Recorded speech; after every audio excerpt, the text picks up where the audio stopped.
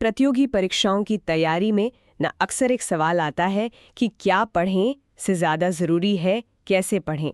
Smart study का मतलब ही यही है। और पॉलिटी जैसे बड़े विषय में कुछ ऐसे टॉपिक्स होते हैं जहां से सवाल लगभग तय होते हैं। अगर इन्हें सही से समझ लिया तो मार्क्स पक्के हैं। बिल्कुल। और इसी लिस्ट में सबसे ऊपर आते हैं भारत के दो न्यायिक स्तंभ, उच्च न्यायालय और सर्वोच्च न्यायालय। आज हम इन्हीं की गहराई में उतरेंगे। हमारा मिशन सिर्फ तथ्य रटना नहीं है, बल्कि इनकी संरचना, शक्तियों और इनके बीच के जो बारीक अंतर हैं उनके पीछे का लॉजिक समझना है, ताकि ये जानकारी सिर्फ परीक्षा तक ही नहीं बल्कि हमेशा के लिए याद रह जाए। ठीक है, तो चलिए भारत के न्यायिक ढांचे को परत दर परत खोलते हैं। शुरुआत करते हैं राज्य के सबसे बड़े प्रहरी यानी उच्च न्यायालय से। संवैधानिक तौर पर इसकी नींव कहाँ रखी गई है? इसकी नींव हमें मिलती है संविधान के अनुच्छेद 214 में। ये अनुच्छेद साफ कहता है कि प्रत्येक राज्य के लिए एक उच्च न्यायालय होगा। ये किसी भी राज्य के अधिकार क्षेत्र में न्याय का शीर्ष निकाय है, जिसके नीचे फिर जिला अदालतें और बाकी सब आते हैं। एक मिनट, यहीं पर एक दिलचस्प बात है। भारत में राज्य तो 28 हैं, लेकिन जहां तक मुझे याद है उच्च न्यायालयों की संख्या 25 ही है। तो ये प्रत्येक राज्य के लिए एक उच्च न्यायालय वाली बात कैसे फिट होती है? बहुत अच्छा सवाल है, और यहीं से प्रतियोगी परीक्षाओं के लिए पहला महत्वपूर्ण पॉइंट निकलता है। अनुच्छेद 214 नींव तो रखता है, पर संविधान हमारी संसद को अनुच्छेद 231 के तहत यह शक्ति भी देता है कि वो कानून बनाकर 2 या 2 से अधिक राज्यों या किसी केंद्र शासित प्रदेश के लिए एक साझा मतलब एक कॉमन हाई कोर्ट स्थापित कर सके। अच्छा, तो ये लचीलापन दिया गया है। इसका कोई उदाहरण दे सकते हैं? बिल्कुल। सबसे क्लासिक उदाहरण है पंजाब और हरियाणा उच्च न्यायालय, जो चंडीगढ़ में है। ये दोनों राज्यों के साथ साथ केंद्र शासित प्रदेश चंडीगढ़ के लिए भी काम करता है।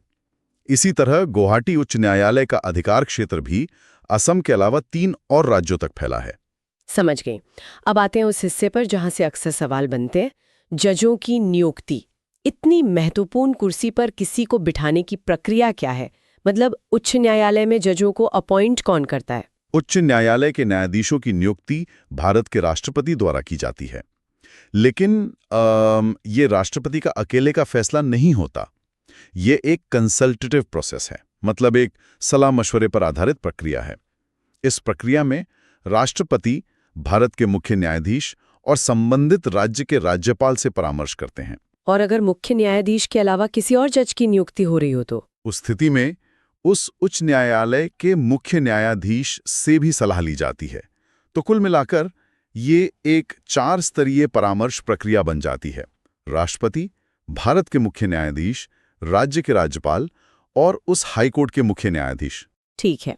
अब वो सवाल जो सीधे सीधे 1 नंबर दिला सकता है, न्यायाधीशों की सेवानिवृत्ति की आयु, रिटायरमेंट एज। आपने बिल्कुल नब्ज पकड़ ली। ये प्रतियोगी परीक्षाओं का एक पसंदीदा सवाल है। उच्च न्यायालय के न्यायाधीशों की सेवानिवृत्ति की आयु 62 वर्ष है।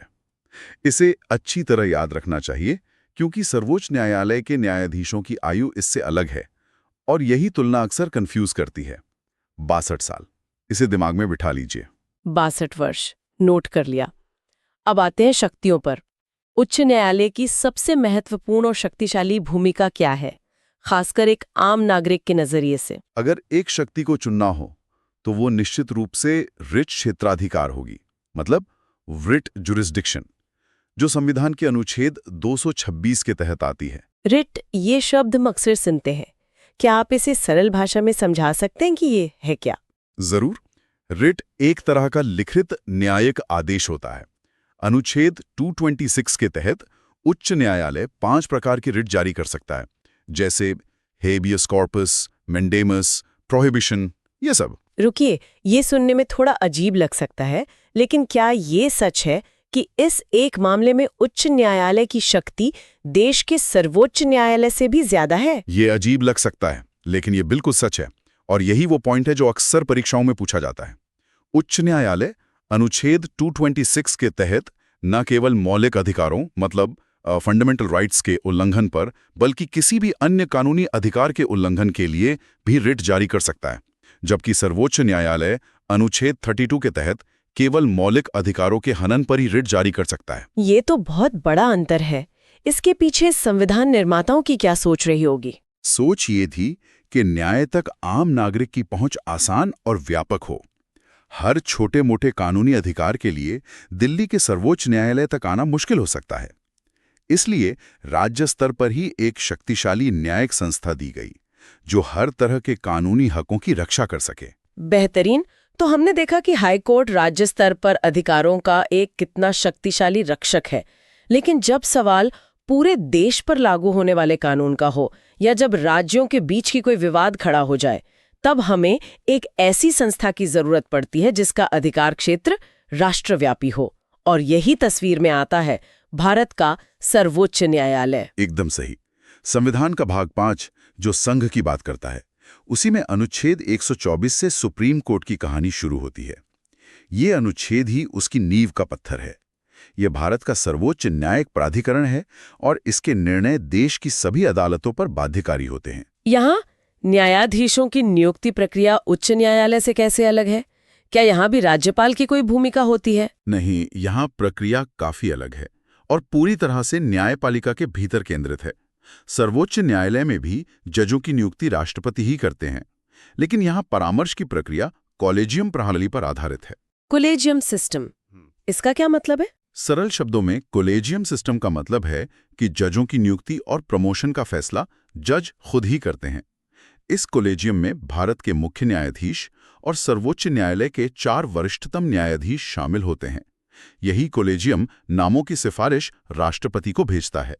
इसमें राज्यपाल की कोई भूमिका नहीं होती। और अब वो तुलनात्मक बिंदु जिसका हम इंतजार कर रहे थे, यहाँ सेवानिवृत्ति की आयु क्या है? सर्वोच्च न्यायालय के न्यायाधीश 65 वर्ष की आयु में सेवानिवृत्त होते हैं। यह उच्च न्यायालय के न्यायाधीशों की 62 वर्ष की आयु से ठीक 3 वर्ष अधिक है। परीक्षा के लिए यह अंतर याद रखना बहुत महत्वपूर्ण है, 62 बनाम 65। एकदम साफ। तो अब सर्वोच्च न्यायालय की शक्तियों के विशाल दायरे को समझते हैं। इसे हम कैसे वर्गीकृत कर सकते हैं? हाँ, इसका क्षेत्राधिकार बहुत व्यापक है। इसे कुछ मुख्य भागों में बांटा जा सकता है। पहला है मूल क्षेत्राधिकार, मतलब ओरिजिनल ज्यूरिसडिक्शन, जो अनुच्छेद 131 में है। ओरिजिनल ज्यूरिसडिक्शन यानी ऐसे मामले जिनकी सुनवाई सीधे सुप्रीम कोर्ट में ही शुरू हो सकती है। बिल्कुल।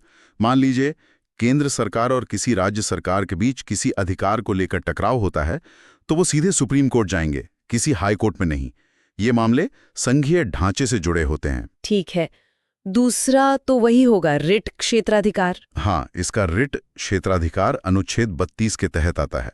जैसा हमने पहले चर्चा की, ये शक्ति केवल मौलिक अधिकारों को लागू करने के लिए है। और सबसे खास बात यह है कि अनुच्छेद 32 स्वयं एक मौलिक अधिकार है, जिसे डॉक्टर अंबेडकर ने संविधान की आत्मा और हृदय कहा था। और तीसरा जो सबसे आम है, अपील सुनना।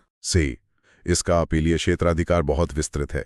ये देश का सर्वोच्च अपील न्यायालय है। ये उच्च न्यायालयों के फैसलों के खिलाफ दीवानी, फौजदारी और संवैधानिक मामलों में अपील सुनता है। अगर किसी को हाईकोर्ट के फैसले से न्याय नहीं मिला, तो उसकी आखिरी उम्मीद सुप्रीम कोर्ट ही है। इसके अलावा 2 और बहुत महत्वपूर्ण भूमिकाएं हैं, संविधान का संरक्षक और न्यायिक समीक्षा।